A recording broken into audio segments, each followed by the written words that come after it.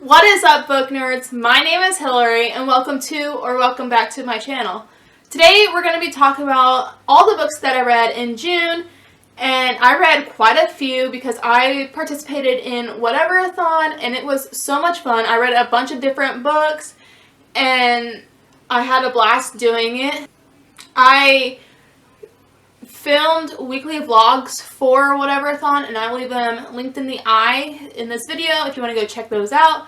They are not super long to watch, but without further ado, let's get into the books that I read for the month of June. The first book that I read, well, I shouldn't say the first, but one of the books that I read in June was one that I was so excited to read, but I was very disappointed in it because of the things that happen in it. I love this author's debut book of Red, White, and Royal Blue, but this one wasn't as good.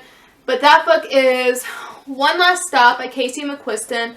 This one is about a girl named August who moves to New York City to finish out her schooling, and she moves into this apartment with a bunch of different people. She thinks that they're really weird and all that, but one day she is taking the subway to, I think, from work to school, and she meets this girl named Jane, and soon she finds out that Jane is stuck on this subway. Something happened back in the 70s, and she's just been stuck there ever since at the age of what she is. And the thing that I didn't like about this book was a lot of times I felt like it drug on, and for us to get to even to the romance part of this book, it took forever to get to. But I loved all the different aspects of the book, and I don't know, it just was not my favorite. Like I said, liked her first book better, but I am excited to read her young adult book, I Kissed Shara Wheeler, and see what I think about that one. I'm not giving up on her as an author because, like I said, this is only her second book I've read of hers. But yeah, I gave it, I think, 3 stars.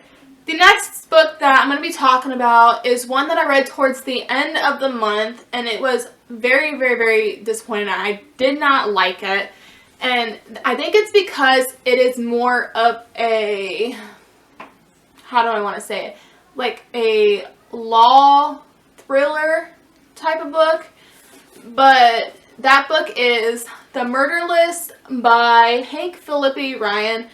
This book is about, what's her name?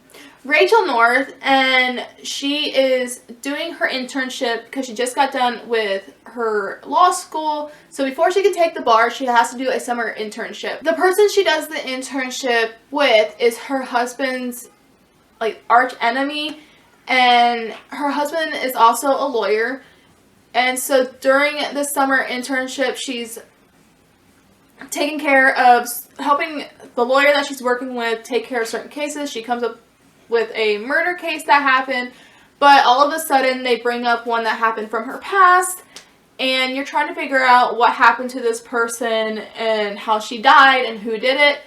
But it was just very boring, and it was not for me. I gave it 2 stars and probably would go down to a 1 star for me. The next book that I'm going to talk about is one that I honestly really, really liked. I know it gets a lot of mixed reviews on it, but I cried reading this book because it was just so heart-wrenching.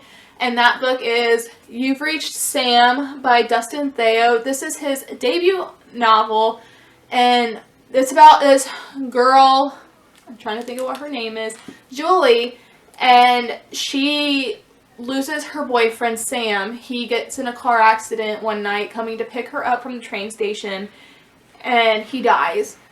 And you're kind of going through the stages of grief in this book with her, but one night she gets her yearbook from Sam's cousin, and she's looking through it, and there's a message from Sam that he got into the yearbook before he died. He talked to people who were making it, and she felt like she wanted to hear his voice one last time, so she calls his cell phone, and all of a sudden Sam picks up, and she doesn't believe it at first, but they're having this conversation, and they only have so much time to have this conversation before graduation happens. And I really did like this book. I want to buy it and own it and do a reread of it sometime. The next book that I'm going to be talking about is actually a manga, and I had such a blast reading, gosh darn it, reading this book, and I've heard nothing but good things about it. And it was like Katie Colson, she read this book and liked it, so that's why I picked it up.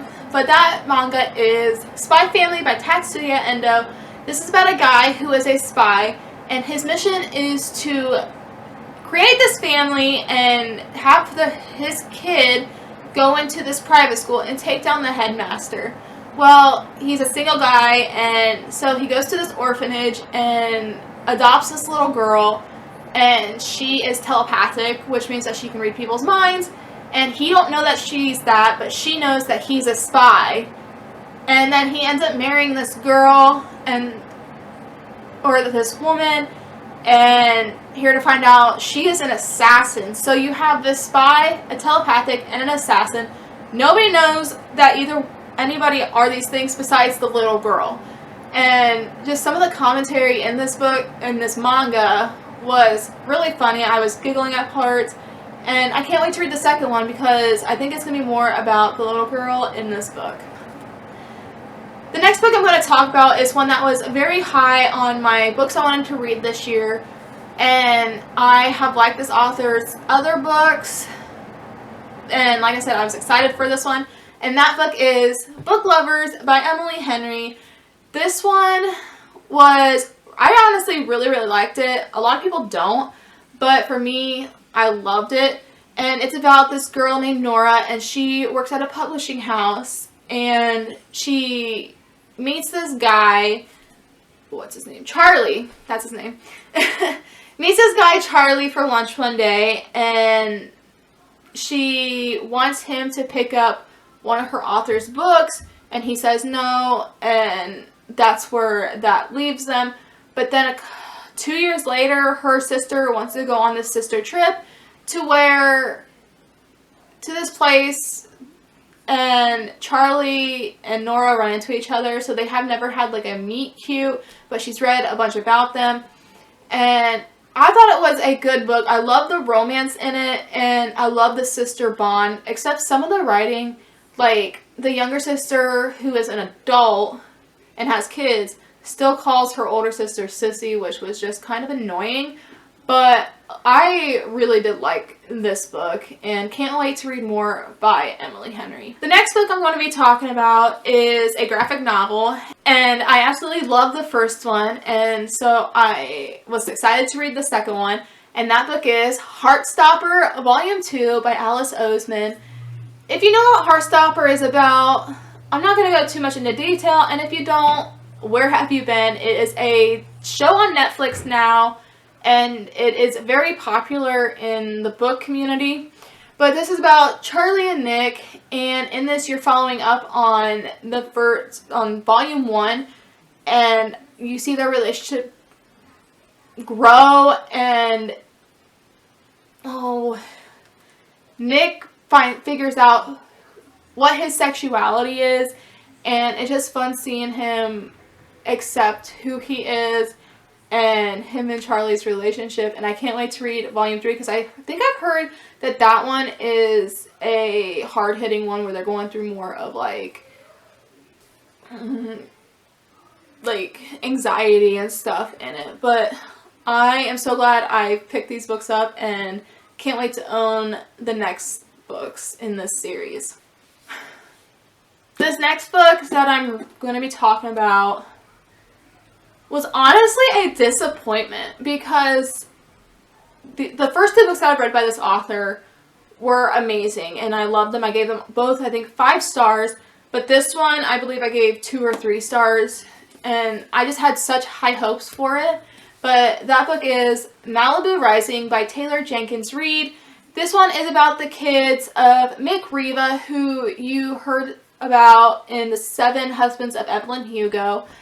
And he is not a good dad. He basically abandoned them when they were kids, and then their mom passed away, and so the oldest sister took care of the siblings growing up.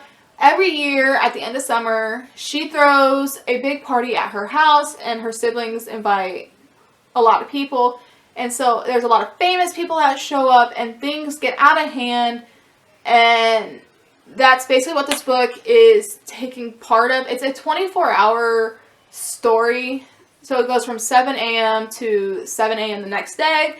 And it was okay. There's parts where it was boring, but there's parts where I did get choked up because you just felt for the characters.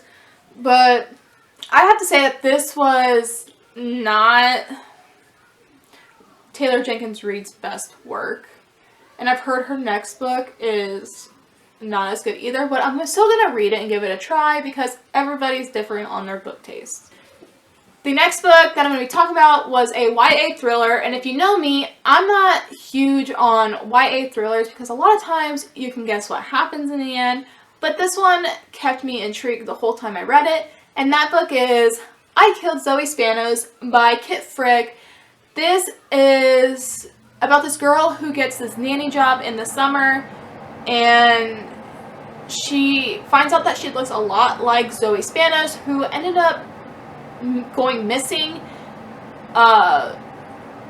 6 months before this girl showed up in this town, and everybody's trying to figure out what happened to her. And then all of a sudden one day her body appears and she's dead, so now it's a murder, and everybody's trying to figure out who done it and what happened.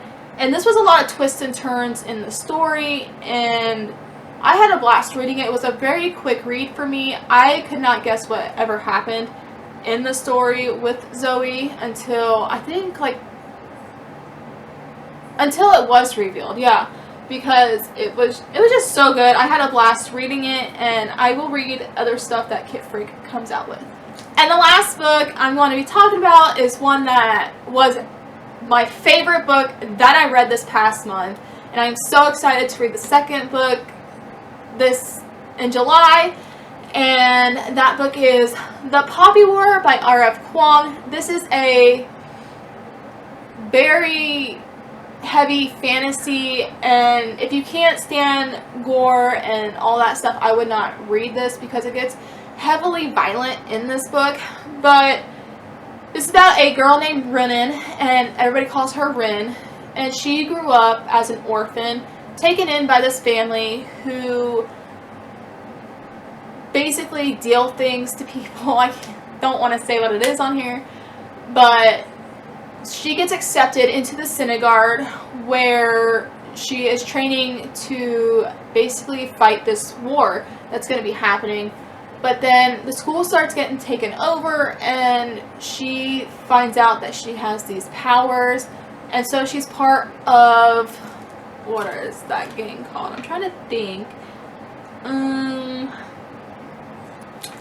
I can't think of what they're called, but she ended up being put in this group of basically rejects that did not get accepted to any of the other, like, platoons in a way. So she's trying to figure out her powers because she just found out that she had them, and so much happens in this book, and the way it ends, oh my gosh, I'm excited to get to the second book in this series and find out what happens. And just so much has happened, it's hard for me to explain without giving things away, but this is a book that I highly recommend if you love reading fantasy, and this is a very high fantasy book. But that is it for this video. I read all of these books this last month, and there's a lot of mixed reviews on them, as you could see, and I had a blast reading them, and can't wait to see what July has in store for me with Questathon, and hopefully I have a better reading month next month with books that just wow me, and I give more 5 stars too. But that is it for this video. If you enjoyed it, hit that like button down below, and if you want to know when I am posting, hit that subscribe and that notification bell, and you'll be the first to know. And until next time, keep on reading, people. Bye!